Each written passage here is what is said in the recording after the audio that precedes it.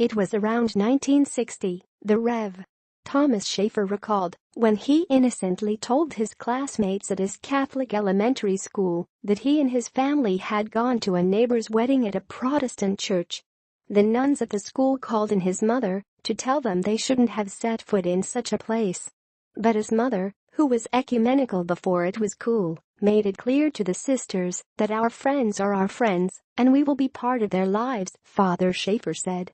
All these years later, Father Schaefer is being a part of his Protestant friends' lives as they mark another milestone. He's taken a leading role in something that would have been unthinkable in the past, Catholics helping to commemorate the start of the Protestant Reformation. Protestants and Catholics throughout the region and the world are marking the climactic events marking the 500th anniversary of the Reformation, which is traced to October 31, 1517. When German monk Martin Luther published a document known as the 95 Theses.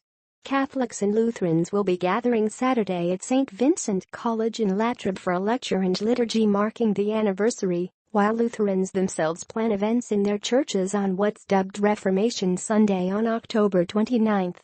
Luther's theses amounted to the opening salvo in what became an enduring split between the two largest segments of Christianity, Catholics, numbering more than 1 billion of the world's population today, and Protestants, at about 800 million, according to the Pew Research Center.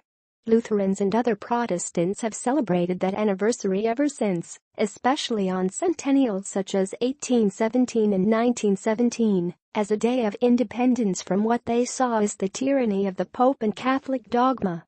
Catholics in past centuries either ignored the anniversary or used it as an opportunity to portray the Protestants as schismatics who denied papal authority and whose endless splits among themselves proved their errant ways. But 2017 is the first time a year ending in the number 17 followed the epic Second Vatican Council of 1962-65, which endorsed and accelerated efforts toward cooperation and harmony between Catholics and Protestants. The council embraced Protestants as brothers, with respect and affection, even though this communion is imperfect. Looking at the Reformation, I think, has made us think as Catholics of where we needed in our own ways to reform and to change, said Father Schaefer, a vice president at La Roche College and a priest at St. John the Baptist and St. John Chrysostom Byzantine Catholic churches in Pittsburgh. A similar thing could be said about the Second Vatican Council, that the effect of the council upon the Lutherans and other religious groups has caused them to reflect about possible changes. Catholics now worship in their own language rather than in Latin, and they sing more hymns in church and are encouraged to read the Bible, all things that have long been Protestant features. And many Protestants are recapturing the Catholic reverence for sacraments such as the Lord's Supper. When I was first ordained, communion was the first Sunday of the month, maybe plus festivals, said Bishop Donald McCoyd, Bishop Emeritus for the Southwestern Pennsylvania Synod of the Evangelical Lutheran Church in America, and the denomination's longtime executive for ecumenical relations. When I was growing up it was less than that, he said. Now, communion every week is pretty standard. While Protestant denominations vary in whether they are commemorating the Reformation anniversary, none are marking it with more vigor than Lutherans, the namesake of the ones who started it. The Reformation marks a watershed time in Christendom, with the emphasis on salvation through the freedom won by Christ on the cross, rather than through the works of men, said Bishop Jameson Hardy, who is pastor of Peace Lutheran Church in Peters as well as head of the multi-state English district of the Lutheran Church, Missouri Synod. Historians debate the often-told story that Luther nailed his 95 Theses to a church door in Wittenberg, Germany, but his protests spread quickly throughout Northern Europe.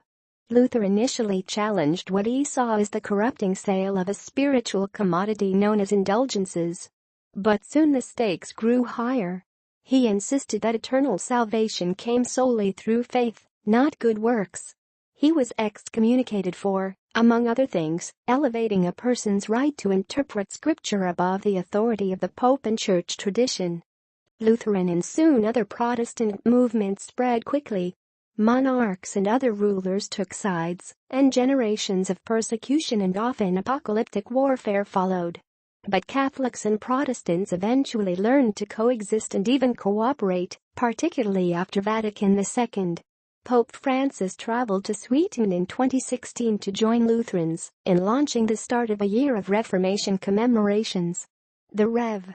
Amy Schaefer, a Lutheran professor at Trinity School for Ministry in Ambridge, said the Reformation anniversary is mixed.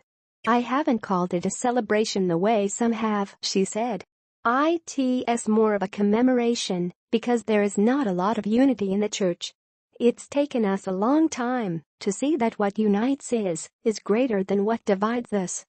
Lutherans today comprise just under 10% of all Protestants in the world, ranging from their historic homelands of Germany and Scandinavia to the United States to fast-growing churches in Africa. The fact that Catholics have joined the commemoration follows not just the Second Vatican Council, but subsequent ecumenical breakthroughs. A joint declaration in 1999 of the Vatican and the Lutheran World Federation, which represents many, but not all the 70+ million Lutherans around the globe, said that although they don't entirely agree on justification or how God saves people from their sins, those differences are no longer occasions for mutual condemnation. A central piece of such cooperation is to view Catholic-Lutheran relations from a perspective of unity and not a point of view of division, Bishop McCoy said. When Catholic and Lutheran leaders in southwestern Pennsylvania gather Sorday at St. Vincent College in Latrobe, it will be for the last of 3 such major gatherings, with the first 2 in Allegheny County earlier this year.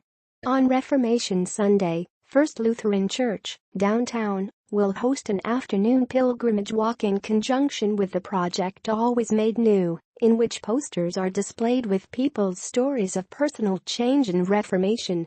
The pilgrimage includes stops at various locations to pray about issues raised by their stories. A service follows in the church. Also that day, members of the Lutheran Church, Missouri's Synod will gather at First Trinity Evangelical Lutheran Church in Shadywide for a service of vespers, or evening prayer, song, and preaching. Bishop Hardy said the anniversary isn't a time to accent differences. Luther was originally a Catholic monk, he noted, and today the Catholic Church is our greatest partner in social ministries. The Lutheran Church has spent a number of years trying to not be Catholic. But the reality is, not only are we Catholic with a small c, we are absolutely a confessing body, sharing with Catholics the belief in the death and resurrection of Jesus for payment of the sin of the world. Major differences keep Catholics and Lutherans from sharing communion together, and Lutherans themselves in the United States are divided into at least 3 major denominations with differences over sexuality, women in ministry and willingness to worship together with people of different churches. But Rev. Schaefer, a specialist in worship and liturgy, and a minister in the North American Lutheran Church, said she regularly attends national conferences with participants from across denominational lines. They work to ensure, as far as possible, that people are using similar Bible translations, liturgical readings and other texts in worship. The divisions are in a sense in name only, she said. There is still one church,